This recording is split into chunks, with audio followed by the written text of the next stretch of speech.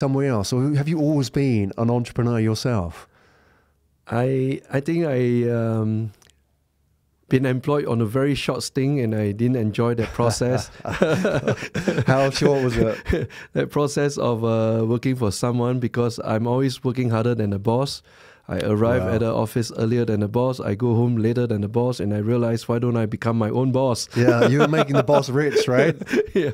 So I'm always curious about this question, Clemen, is that at what point did you think you were an entrepreneur? Was it something that you knew when you were younger, or was it something that came later in life? Was there a point where, you know, when you were a kid, you were doing sort of hustling type things?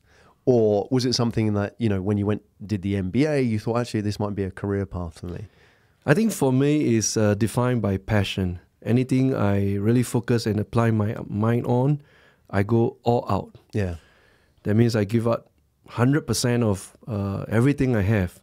So, for example, when I was going through primary schooling and all the way to secondary school, I was very focused on doing well in sports. And guess what? My favorite sport is actually table tennis. Table tennis.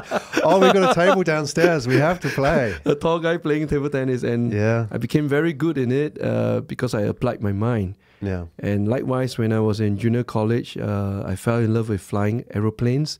I joined the youth flying club. I applied my mind, and I got a private pilot's license. At what age?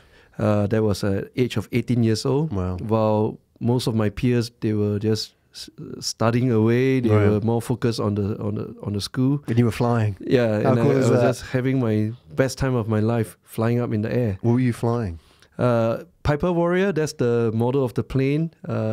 Single engine, and under the instruction of the instructors at Singapore Flying Club, Flying Club, I went through for my first solo flight, and thereafter attained the PPL license. That year, 6 of us attained that PPL license. Yeah. Did you have to be like really focused and determined to do that? Because you mentioned your friends, especially at a younger age, you're quite sensitive to what they say. You want to fit in. We all do, right? You don't want to be outside the gang, the group, right?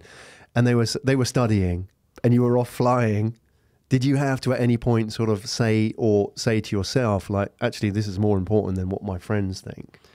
I think I've always been an outlier. Yeah, yeah. Well, here we go. This is what I want to hear. So tell us about that. I feel very comfortable myself pursuing my own passion. Yeah. So the keyword is actually passion. So actually, because of my passion in sports, I kind of did very badly during secondary school days. Really? But you were smart in primary. That's the thing. When you are too passionate, you just focus on one single effort.